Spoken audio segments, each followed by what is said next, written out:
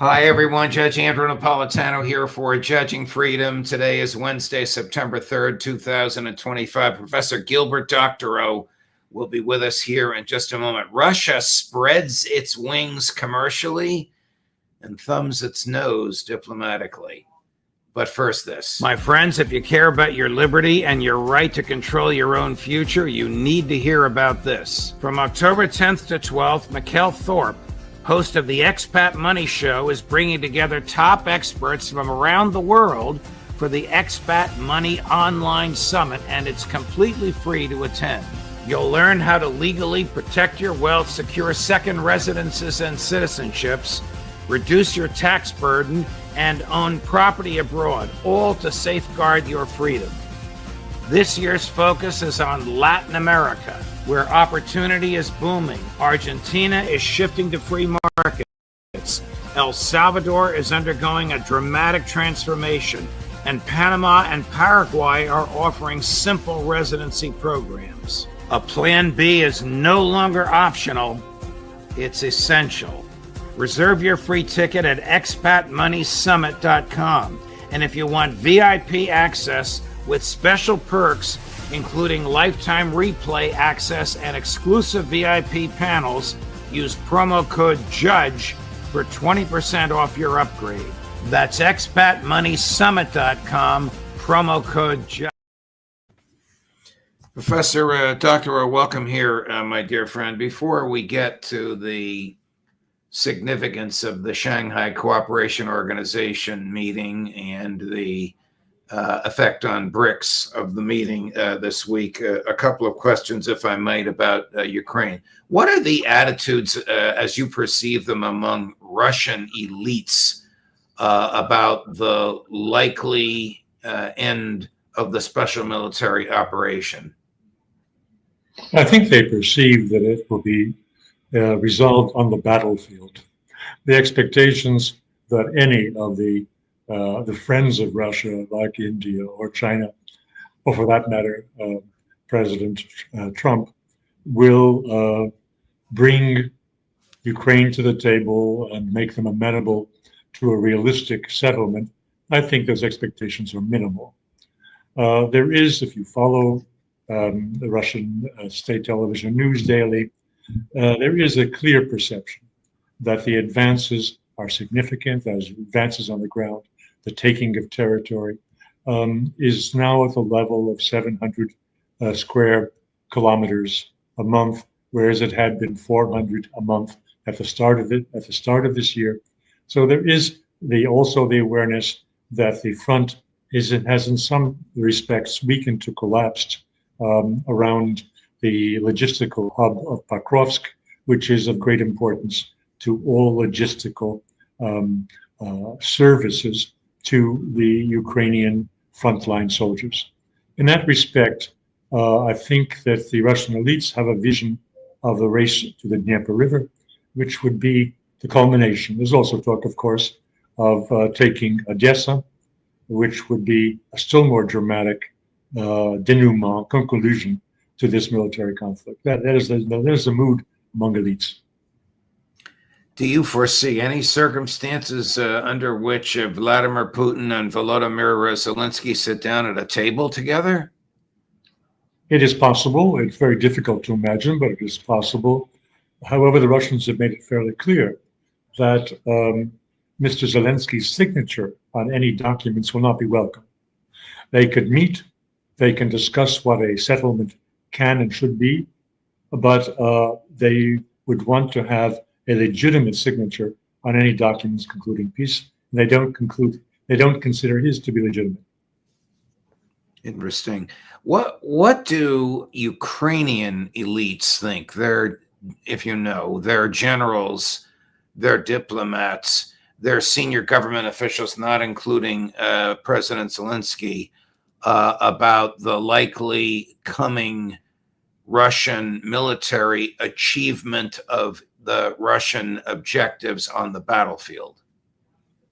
Well, for obvious reasons, they do not speak openly their minds. If they did, they would be in deep trouble, if not imprisonment altogether. So it's very difficult to answer your question. The Ukrainian media are tightly controlled, as we know.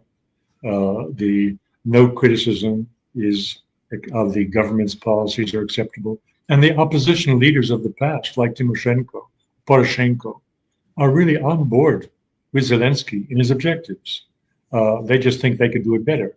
So there is not a big split in Ukrainian elites at this moment sufficient to encourage us to think that the Ukrainian side will back down until the military defeat becomes impossible to conceal. What about the super nationalists, the banderists, the people that some refer to as neo-Nazis? Do they accept the coming reality, or are they so driven by ideology that they'll fight to the end? There was an article, I think last week, on Zero Hedge by one commentator who pointed out that the Russians are ensnaring the elite forces of the Ukrainian army by not pushing to full advantage their daily progress on the line of confrontation and allowing or inviting the Ukrainians to make a counterstrike, which they then snuff out, taking so many hundreds or thousands of soldiers with them. Therefore, you cannot see the diminishing strength of those nationalists. Russia's ideal is to exterminate them. Right. And best of all, exterminate them on the field of battle so you don't get into all the nonsense of judicial trials. You were kind enough to share that article with me, and I found it fascinating. And the author's thesis is that, as I understand it and recall it, President Putin could move for a swift victory, but that's not what he wants. He wants a slow, methodical victory so as to eliminate as much as possible of the Ukrainian fighting force, particularly these people we're calling the banderists, so he doesn't have to deal with them when the war is over. Fair enough? That is a very good summation. An additional small point here is that Putin wants the Ukrainian people to say uncle. He wants the Ukrainian people to admit that the whole of Bandera program that they had, as was imposed by the new government following the February 2014 coup d'etat, that all of the principles behind it of extreme nationalism are totally discredited. For that reason, he is allowing or even encouraging the enormous extermination of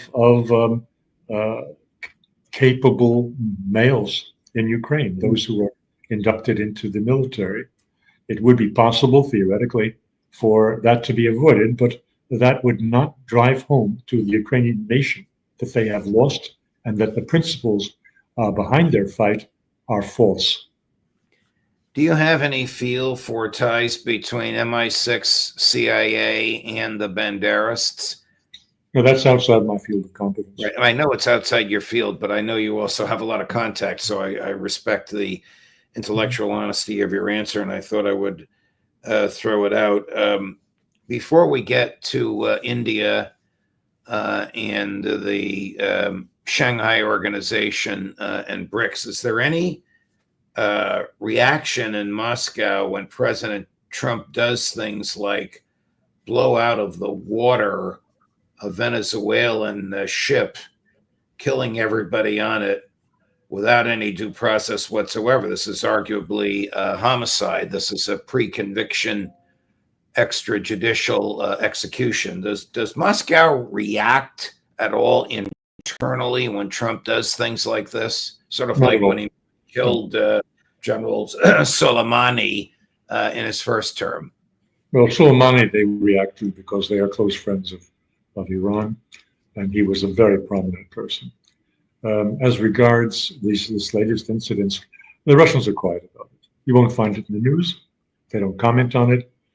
Their official position remains very favorable to Trump in the belief that they can do business with him, that he is the first American president in a generation who listens to them.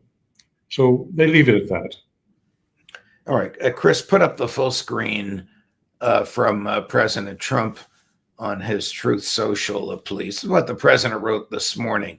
The big question to be answered is whether or not President Xi of China will mention the massive amount of support and blood that the United States of America gave to China in order to help it secure its freedom from a very unfriendly foreign invader. He's talking about Japan in World War II.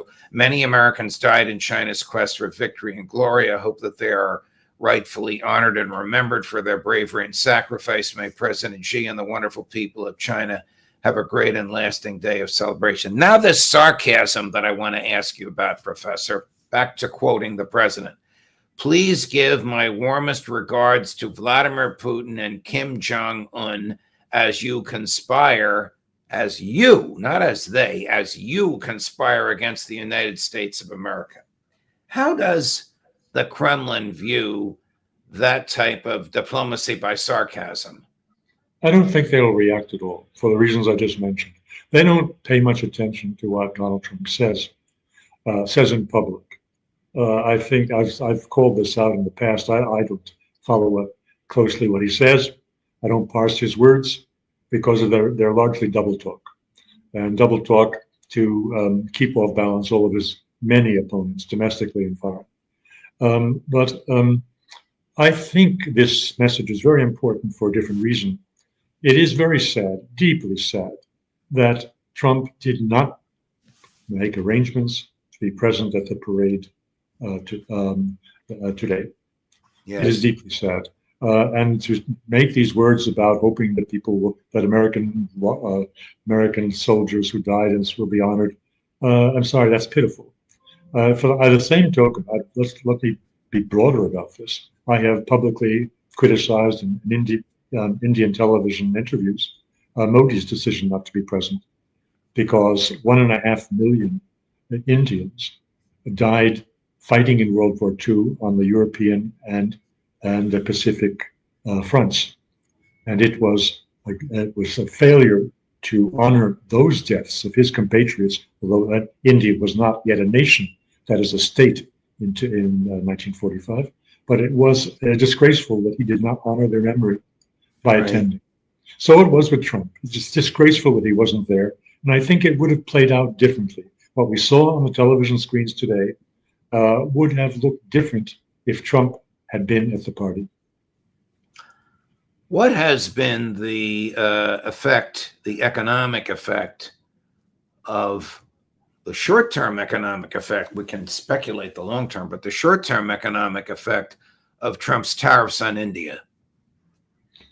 Well, for me, the distinguishing consequence was what looks like the pullout of India from the quadrilateral arrangements for a containment of China policy and/or a proto-NATO in Indo-Pacific, of which they were members after 25 years of cultivating this relationship by Washington. I think that was the end result that Trump sought, and he got it. Now, as to the other consequences, of course, a great deal of noise has been made about these tariffs, though they apply to manufactured and primarily to textiles, which is an important employer in India. So the political impact in India is greater than the dollar value of trade that is being lost as a result of these tariffs, considering that these are low-paid textile workers who will be out of a job. But the major component of U.S.-Indian trade, which is IT, software programming, business intelligence, done under contract or even with subsidiaries of American corporations in India, this remains intact, $80 billion worth, out of $100 billion in trade, as far as I understand it, of exports to the United States. And then pharmaceuticals also are untouched.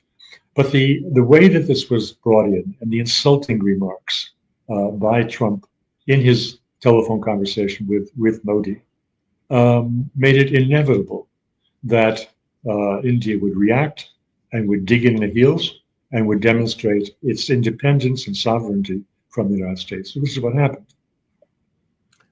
What has been the effect on the Shanghai Cooperation Organization and on BRICS, the combined effect of the sanctions on Russia, the sanctions on China, the sanctions on India? Could one argue that the effect has been the opposite of what Trump wanted? A more unified, strengthened, commercially adaptable and integrated Shanghai Organization and BRICS? Well, that assumes we know what Donald Trump wanted. And I'm saying that is I have an arguable case that he wanted the opposite of what he said he wanted. Nonetheless, let's come back to the question that you've posed, which is very serious. And I'm very glad that you have brought the two subjects up together. Because in the broad public, there is confusion of what is BRICS and what is the Shanghai Cooperation Organization. How are they different? Well, they are different. At least in the most simplified way, we can say that BRICS was from the beginning an economic and commercial trade organization to bring together these countries of the global south and Russia. So for the sake of greater prosperity, trade not going through the dollar and things like that. It was not primarily a geopolitical organization, or certainly not a defense organization. Looking at the Shanghai Cooperation Organization, or SCO, we're looking at something that was founded at the start of the new millennium, when terrorism, particularly the Islamic State, Islamic fundamentalism, was rife, was a very big issue globally. And it was founded by China and by Russia, first of all, to secure the territory between them, for which they could be competitors. And the United States, of course, was one of those, hoping that they would be fierce competitors and would be at one another's throats. Well, the Shanghai Cooperation Organization was precisely created to avoid that, to moderate their joint governance of the big territory and populous territory between them. It also, as a security organization, it announced its goals to combat terrorism and combat narco trading. And what we've seen are baby steps from that initial, primarily security and regional look, Central Asia primarily, to a broader Eurasian framework, extending all the way out to Belarus in the west and to the United Arab Emirates in the southwest. So geographically, it has expanded, although it's still Asia. And then the remit, the mission statement, has been by baby steps been going in the direction of economics, trade, and banking. And there was a big step, not a baby step, but a big step this past weekend when she announced the plans to create a SCO development bank.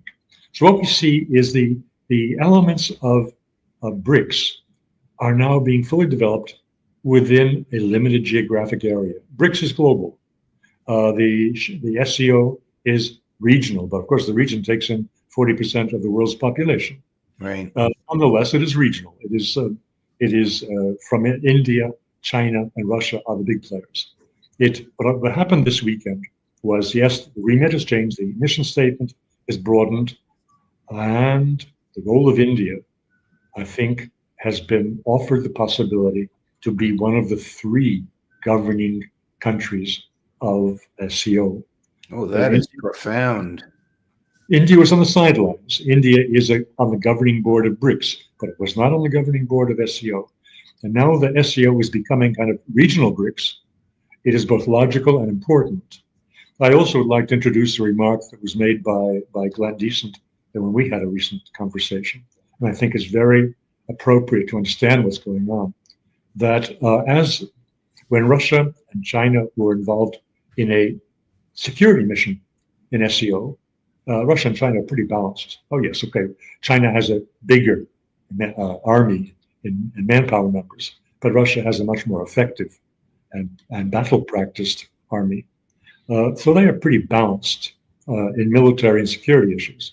When it becomes very economic, banking, finance, well, the economy of China is many times the size of the Russian economy. And Russia would be a junior partner. By bringing in India as an equal partner, Russia improves its feeling of comfort in SCO. This was Deason's observation, and I think it is a very good insight. Very astute observation, and I'm grateful that you raised it. What is the significance of this Siberia 2 pipeline, which I guess will be the longest pipeline in the world by far, to deliver, is it oil or natural gas? Enlighten me. From the top of Russia into the bowels of China? Well, it has several dimensions to it. And yes, it's primarily to double the amount of natural gas that Russia is delivering to China on pipeline. The Power of Siberia 1, which has been operating for several years and is close to 50 billion cubic meters of gas a year, it itself will be raised as part of separate agreements that were reached this past weekend by another 12 billion cubic meters. And Power of Siberia 2, which has been in discussions year after year. I know 2 years in a row at the Vladivostok Eastern Economic Forum, which is supposed to be the big platform for Russia to announce its investment projects in the Far East. Each year there was discussion, will the Chinese come in and sign it off? And they didn't. This year, ahead of the forum, the forum starts on Friday. Ahead of the forum, the Russians came out and said, it has been done. And this was announced yesterday by the Financial Times, although they had to kick the tires and say that the financial details aren't yet in place. But they admitted this is a legally binding commitment to construct that pipeline, which has an additional feature that it passes through Mongolia. It goes more directly to the interior of China, and from the interior it passes all the way down to Shanghai. But its features are several, and they are not widely announced. So I'll add a couple of additional factors that Russian television talks about. That is one, spurs of this pipeline will be feeding natural gas into parts of the Russian Far East that have not been served by any pipelines and which are energy short. And for example, in the Far East and Eastern Siberia, they will be building a major production center for fertilizer based on this gas. So Russia will be serving itself. And the transiting of Mongolia is a very big issue. For Mongolia, it will be an important source of additional income, and it locks the three together. The United States has been doing its best to prize Mongolia away from Russia and China. Well, it's failed, guys. This pipeline across Mongolia means Mongolia is a fraternal country with Russia and China and not with the United States.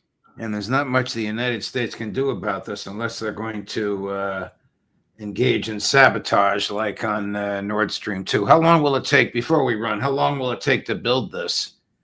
The early 30s. So I think about 5-7 years, something like that. And it will be receiving gas from those gas fields which had been supplying Western Europe and are now underutilized because Western Europe is boycotting pipeline gas. That's a minute, pipeline gas. The fact is that Europe is buying a lot of liquefied natural gas from Russia. Another topic for our next talk, the absurd decisions of Western Europe. Professor Doctorow, thank you very much. Thanks for your time, as always. Thank you for the illuminating little lecture on BRICS and SCO. Very, very helpful and very timely. All the best. We'll see you again next week. Thanks. Bye-bye. Thank you. Coming up later today at 11 this morning, Aaron Mate at 1 this afternoon, Max Blumenthal at 2 this afternoon, Colonel Karen Kwiatkowski at 3 this afternoon. Phil Giraldi, Judge Napolitano for Judging Freedom.